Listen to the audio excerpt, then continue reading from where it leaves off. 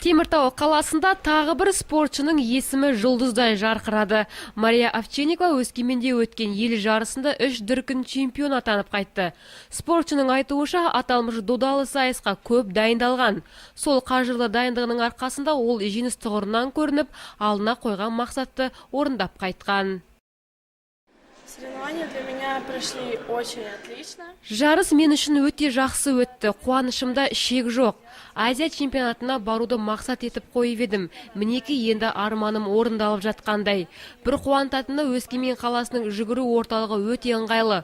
Онда жүгіру былай тұрсын, биіктіктен секіруден де көп ұпай жинадым. Тіпті өзімнің алған ұпайым да таң қалып қалдым. Бапкерлеріме үлкен алғыс айтамын. Додалы сайысқа Теміртау қаласынан 3 спортшы бақтарын сынап қайтты. Облыс намысын қорғап қайтқан спортшылар қарсыласты басы озып, жалпы командалық есепте бас бәйгені иемденді. Мария Овчинниковадан бөлек Татьяна Двойникова, Александра Клюкастар да жүлделі орындармен оралды.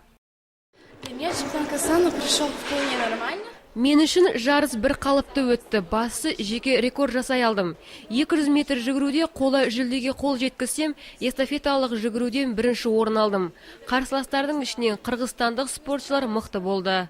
Соревнованиями этим я, в принципе, довольна. Сайыстың аты сайыс, үшінші орын алғаныма еш өкінбеймін. Басысы жүлделі орынға қол жеткіздім. Жарыста қатты қобалжыдым. Соның әсері болуы керек, жүгірген сәтте өз-өзімді қолға ала алмай қалдым. Алайда бұл қателіктерді келесі жарыста түзеймін деген ойдамын. 1998-1999 жылы туылған спортшылар арасындағы теміртаулық спортшылардың ел бойынша деңгейлері жоғары екеніне атап өткен жөн.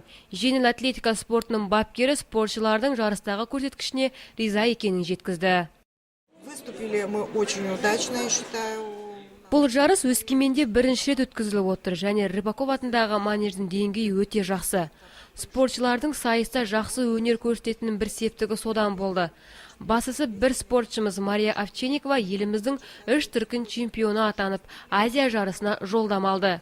Біз бапкерлер қауымы өте қуаныштымыз. Жарысқа еліміздің барлық аймағынан және Қырғызстан елінен 300-ге тарта спортшы қатысқан.